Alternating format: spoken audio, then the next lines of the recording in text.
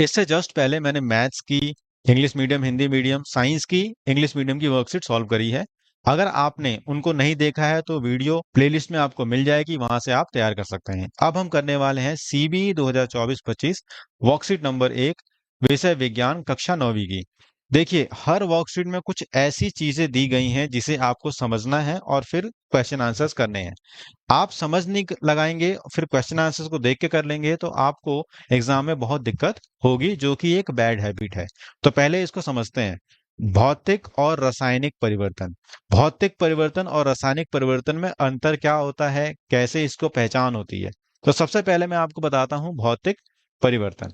भौतिक परिवर्तन वह परिवर्तन होते हैं जो भौतिक गुण, जैसे किसी वस्तु के आकार, आकृति, रंग, अवस्था में परिवर्तन होने से दिखते हैं। जैसे हमने पानी को जमा दिया तो पानी की अवस्था चेंज हो गई। अवस्था का मतलब पहले वो द्रव्य था, अब वो ठोस हो गया। मोम को पिघला दिया, मोम ठोस था, अब वो द्रव्य हो गया। पानी को उबाल दिया तो वो द्रव्य था, वो गैस में परिवर्तित हो गया, भाप बन गया।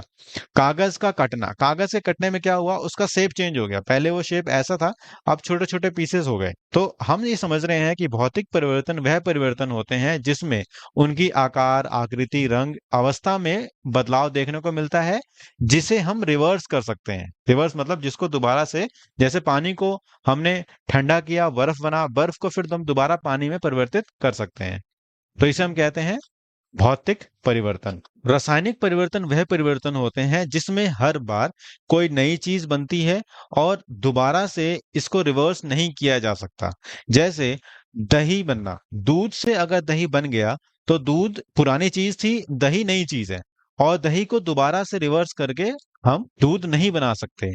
ठीक ऐसे ही लोहे में जंग लग गया। अब लोहे में जंग लग गया तो उस जंग को हम जोड़ के फेविकोल लगा के लोहा नहीं बना सकते। अगर हम बना भी सकते हैं तो वो इंडस्ट्रियल प्रोसेस से, केमिकल प्रोसेस होगी जिससे हम कर सकते हैं। सामान्य रूप से हम रिवर्स नहीं कर सकते। तो ऐसी प्रोसेस जिसमें कोई नई चीज बनती है और उसे रिवर्स नहीं किया जा सकता, उन प्रोसेस को हम कहते हैं रासायनिक परिवर्तन। आइए अब सवाल को करते हैं। निम्नलिखित में से कौन सा भौतिक परिवर्तन का उदाहरण है?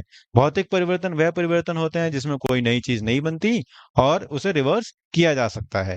तो मेरे ख्याल से आंसर सी है, बर्फ का पिघलना। बर्फ से पानी बनाया जा सकता है, पानी से बर्फ बनाई जा सकती है, और कोई नई चीज बन के भी नहीं आ रही। आपको अच्छा लग रहा होगा ये समझ के। वर्कशीट को पहले समझना और फिर सवाल को करना।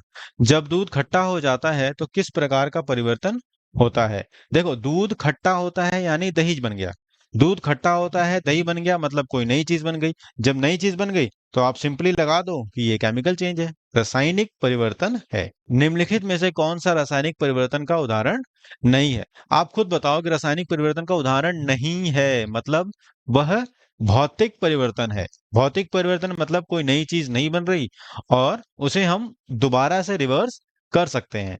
तो यहाँ पर नई चीज नहीं बनने वाली है, पानी को जमाना। पानी को जमाने से बर्फ बना, बर्फ से दोबारा पानी बनाया जा सकता है, मतलब नई चीज भी नहीं बन रही और उसे परिवर्तन किया जा सकता है। उम्मीद है कि ये वर्कशीट आपको बहुत अच्छे से समझ में आई होगी। अब इसके सवाल, इस टाइप के सवाल आपको एग्जाम में आएंगे तो आप इसे कर भी सकते हैं। जल्दी से अपने दोस्तों को शेयर करो और वीडियो को लाइक करो, सब्सक्राइब करो चैनल को। Thank you.